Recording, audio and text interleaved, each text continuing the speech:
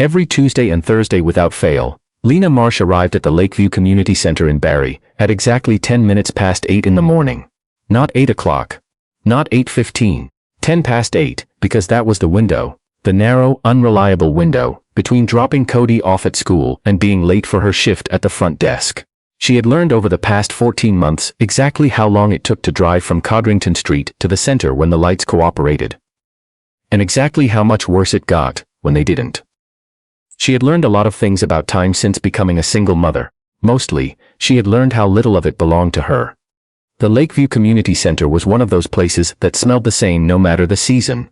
Floor cleaner, old coffee, and something faintly like the swimming pool even in rooms far from the water. It was not a beautiful building. The carpet in the lobby had been the same shade of faded teal since at least the 90s, and the fluorescent light above the second reception desk flickered just often enough to make people nervous. But it was warm, and it was open early, and for the families who came through its doors, single parents, new immigrants, people between jobs and between plans, that was more than enough. Lena worked the front desk on Tuesdays and Thursdays, and she volunteered in the after-school program on Fridays. It was not glamorous work. She checked memberships, answered the phone, directed people to the pottery room, or the swimming lessons or the seniors' fitness class, and smiled through headaches that started somewhere around 9:30 and rarely left before she did. The pay was modest enough that she had calculated, more than once, the exact number of hours she needed to work before Cody's dental appointment would stop sitting on her credit card like a stone he couldn't lift. She had not yet reached that number, but she stayed because the alternative was staying home, and staying home meant thinking, and thinking, for Lena, had become something she needed to manage carefully. It had been 14 months since Kevin left. Not left in the dramatic sense, no screaming, no thrown things, no great revelation, just a slow, quiet evacuation. A man who had loved her, she believed, but loved himself more, and eventually decided that loving her required more maintenance than he was prepared to offer.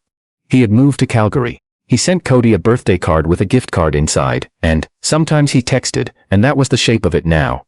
Cody was 7, and when he asked about his dad, Lena told him the truth, which was that some people loved you from far away, and that it still counted as love even if it was harder to feel. She did not know if she believed that. She told it to Cody anyway. 14 months of being the only one who packed the lunches, and signed the permission slips, and checked for fevers in the middle of the night, and noticed when Cody's winter coat no longer zipped properly, and figured out, quietly, whether this month allowed for a new coat, or whether she needed to buy one second-hand and say nothing.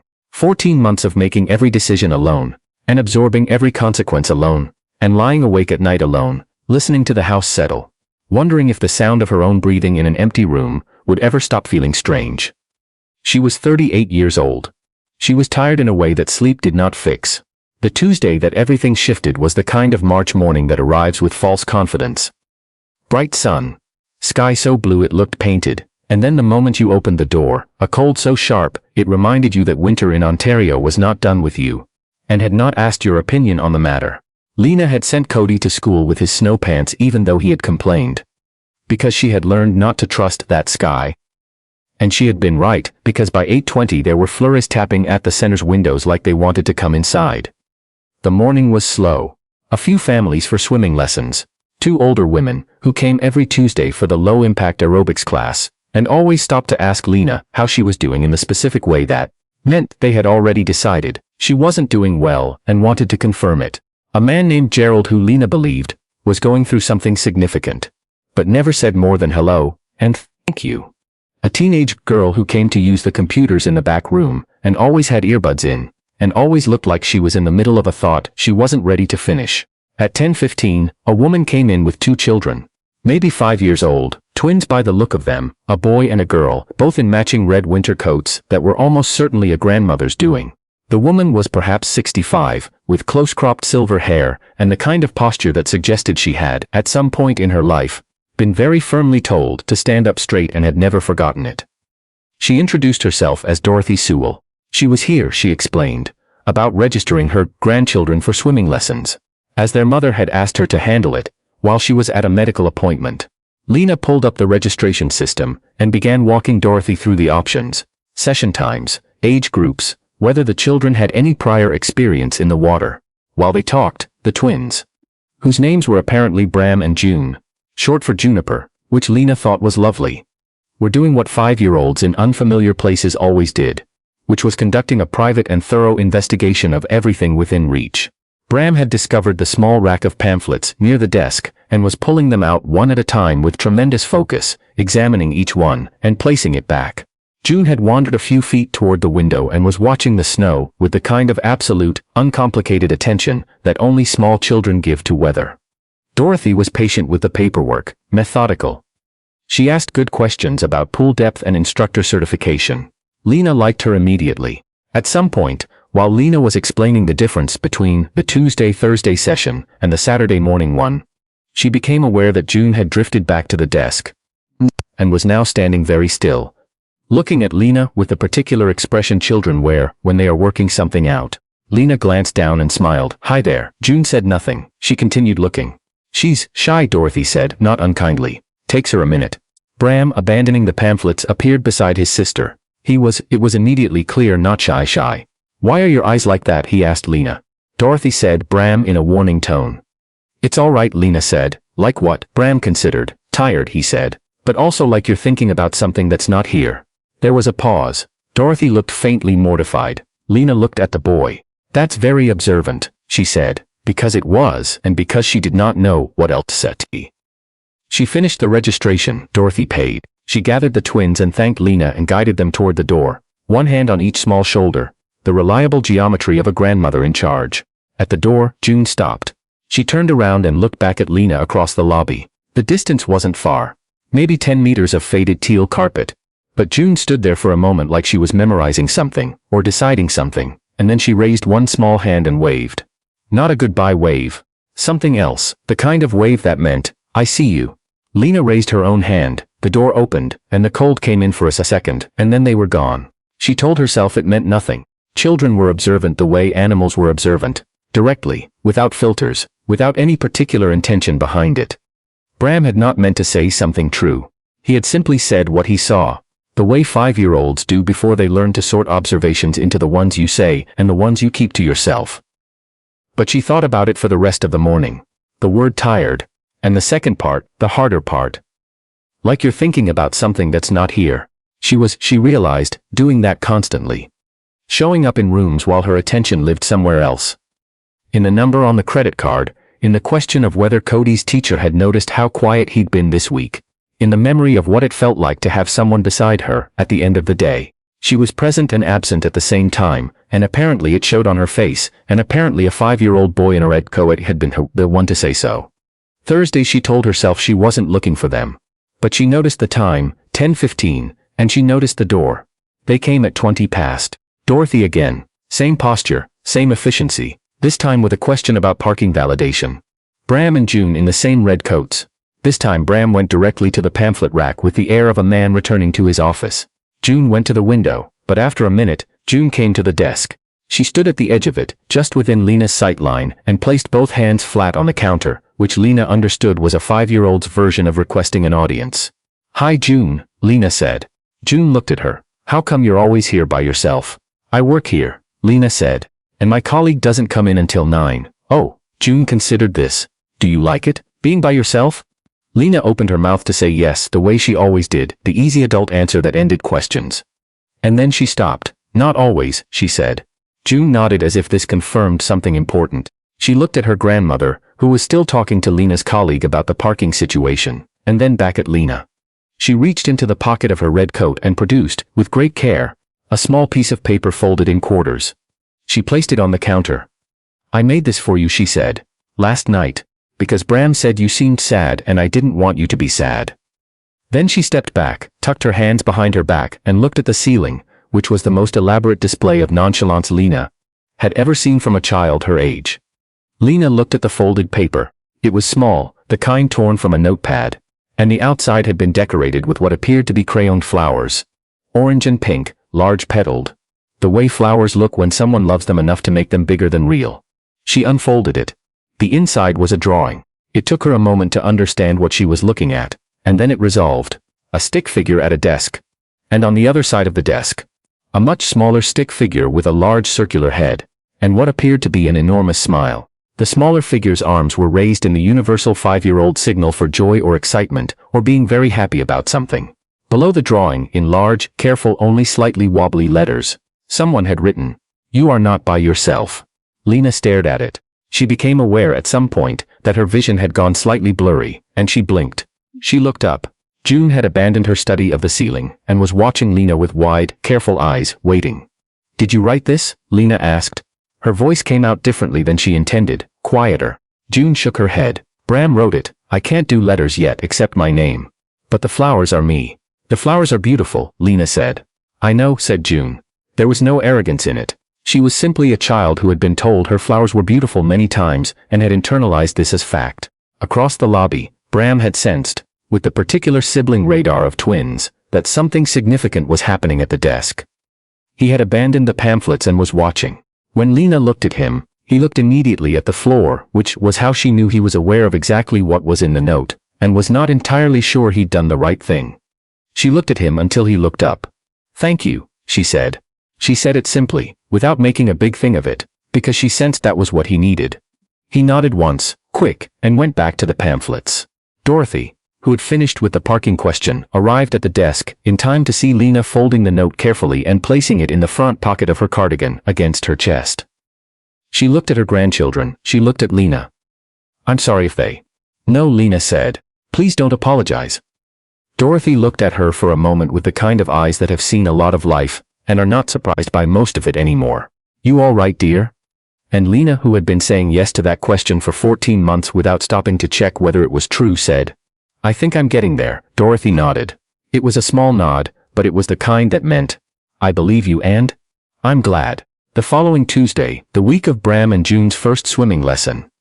Lena was at the desk when Dorothy brought them in. She had Cody with her this time, because the school had a professional development day. And she'd had no one to leave him with and had explained the situation to her supervisor, who had shrugged and said as long as he stayed out of the way, which he was excellent at. Cody was 7 and largely self-sufficient and had already found the pamphlet rack, which Lena noted with something between amusement and recognition. Bram appeared beside Cody within approximately 45 seconds.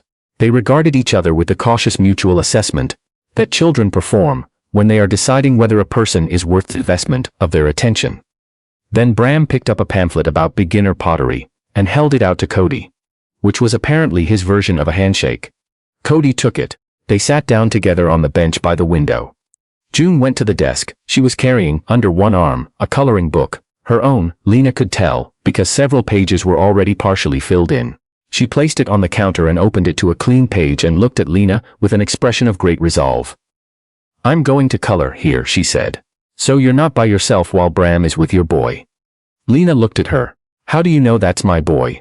"He looks like you," June said simply, and uncapped a green crayon. There is a particular kind of silence that is not empty. The kind that fills slowly with something you didn't expect. Something warm that moves into the cold places without asking permission. Lena had forgotten that silence existed. She had known only the other kind, the heavy kind. The silence of a house at 11 p.m. when Cody was asleep and there was nothing between her and her own thoughts. This was different. She checked memberships. She answered the phone. She directed an elderly man named, she thought, something with a G toward the fitness room. She said the usual things to the usual people, and the whole time, beside her, June worked steadily through what appeared to be a pastoral scene featuring several horses that were, if Lena was being honest, structurally ambitious for their age group. At one point, June held up the page without looking up from it. "Is this good?" "It's excellent," Lena said. "The legs are hard," June said. "Horses have too many legs." "4," Lena said. "They have 4 legs." "That's too many," said June firmly, and capped the green crayon and opened a red one. Cody and Bram had migrated to the corner near the water fountain, where they appeared to be engaged in a game involving the pamphlets and some internal logic that Lena could not follow from this distance. Cody was laughing. She hadn't heard him laugh like that in. She couldn't immediately say how long. Not recently. A while. When swimming lessons ended and Dorothy collected Bram and got him changed, the twins stood at the door with their grandmother and their bags, ready to leave, and Bram held his hand up in what was apparently the family gesture of goodbye. June put her coloring book back under her arm. She looked at Lena. "Same time Thursday?" she asked. Lena almost laughed. "Same time Thursday," she said. She said it like it was nothing. Like it was simple. Like it was the most natural thing in the world to make a standing appointment with a 5-year-old girl who colored horses with too many legs. And then they were gone. And Cody came to stand at the desk and leaned against it and said, "Bram's really good at folding things," and Lena said, "Is he?" And Cody said, "Yeah, he taught me to make a boat," and held up a pamphlet about water aerobics that had been folded into something that did, with generosity of interpretation, resemble a boat. Lena took it. She held it for a moment. "Can I keep this?" she asked. Cody looked at her like she was a little strange, which was fair. "Yeah," he said. "It's just a pamphlet." She put it in her cardigan pocket. Next to the note, the weeks that followed did not transform Lena's life in any dramatic way. The credit card number did not change. The space in the bed did not fill itself. Tuesday nights were still the hardest, for reasons she had never fully articulated, and probably didn't need to. Because the body keeps its own calendar. And some dates leave marks whether you want them to or not. But things shifted. Quietly. The way shifts in large systems often do. Not a sudden break, but a slow reorientation, like a compass needle that has found north again. She started noticing things she had stopped noticing. The way the light came through the center's windows on clear mornings. And made the faded teal carpet look for a moment, almost warm. The way Gerald, the man who said only hello and thank you, had started in the past few weeks to occasionally add a third thing. Usually something about the weather, brief, never asking for a response, but there, as if he was practicing. The way the fluorescent light above the second desk had finally been fixed, which she realized she had stopped expecting to happen and felt unreasonably glad about. She called her sister in Sudbury, which she hadn't done in 2 months because doing it required a kind of energy she hadn't been able to locate. They talked for 45 minutes. Her sister cried a little, but the good kind, the kind that comes from relief. She said she'd been worried. Lena said she should have called sooner. Her sister said she should have called more too. They agreed that both of them were right and made plans for April. She told Cody's teacher that Cody had seemed quiet lately and asked if she had noticed anything. The teacher said that yes, she had, and thank you for bringing it up, and they made a plan. Small things, check-ins. A little more time in the reading corner when things felt like too much. Cody didn't know about any of it, and he didn't need to. But the next week his teacher reported that he seemed more settled, and Lena thought, sometimes the smallest adjustments. On the Thursday in late March when it finally, genuinely felt like spring. The particular kind of Ontario spring. Where you cannot quite believe it after everything winter put you through. Lena was at the desk when Dorothy came in with Bram and June. There was, this time, a woman with them. Younger, maybe early 30s, with the careful movements of someone still recovering from something, the twins' mother. Dorothy introduced her as Faye. "These two," Faye said, nodding at Bram and June, "talk about you constantly." She looked slightly embarrassed by this. "I feel like I know you." "Likewise," Lena said. "They're wonderful." Faye looked at her children with the particular expression of someone who loves something almost more than they can manage. "They are," she said quietly. "They really are." June had already installed herself at the end of the desk with her coloring book. Bram had found Cody, who was there again for reasons of school scheduling. And they had retreated to the pamphlet corner as if no time had passed. Faye lingered at the desk for a moment. She looked like she wanted to say something and wasn't sure how. "June told me," she finally said. "About the note and the drawing." Lena said nothing. She waited. "She said you looked like you needed a friend," Faye said. She said she wasn't sure, but it seemed like yes. Lena looked at June, who was filling in what appeared to be a large elephant with a purple that could only be called ambitious. "She was right," Lena said. "She usually is." A pause. "I know how it is, being on your own with them. It's..." She stopped. Started again. "It takes everything." "It does," Lena said, "but it gets." Faye seemed to be choosing this carefully. "Not easier. But different. Like you find it different to carry it."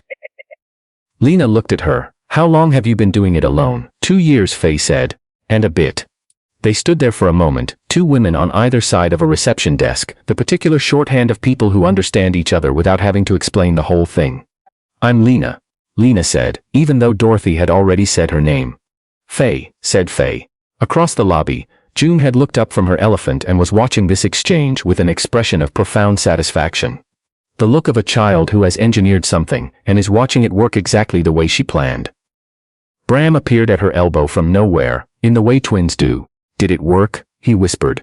June looked back at the desk, at Lena and Faye talking, not the polite talking of strangers but the tentative, careful talking of people who have recognized something in each other. "It worked," June said. Bram nodded, satisfied. He returned to the pamphlets. "There is no single moment when loneliness ends. It doesn't announce itself. It doesn't leave a note on the counter. What happens if you're paying attention is that one day you realize you have been going through the motions so long that they have quietly become real again.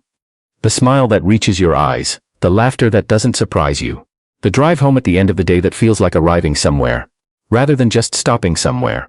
Lena noticed it on a Tuesday in April, 2 weeks before Cody's 8th birthday, when she pulled into the Lakeview Community Center parking lot at 8:10 in the morning and thought, I'm looking forward to this. Not dreading, not enduring, looking forward to. It was not because everything was fixed. The credit card still existed. The space in the bed was still there. Kevin still texted occasionally in the way that managed to be both present and absent at the same time. And she still had to decide, every time, how much energy to spend on it. But there was June, who would arrive at 10:20 with her coloring book and some ambitious new animal project.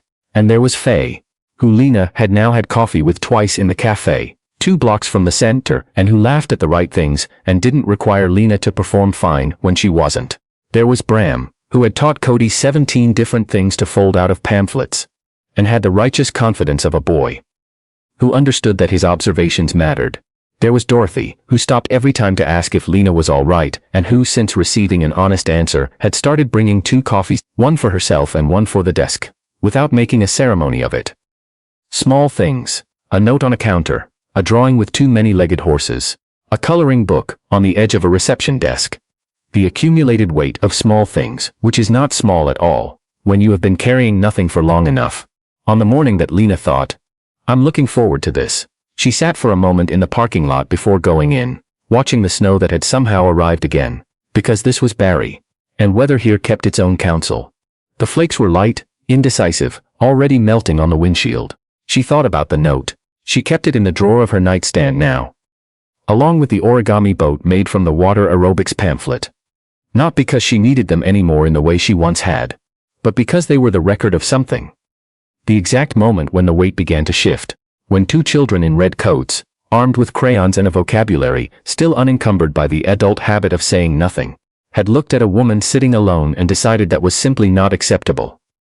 She got out of the car, the cold hit her face, the same cold it always was, and she walked toward the door, because sometimes that's enough. Sometimes it doesn't take the grand gesture or the perfect words, or the person you expected to show up.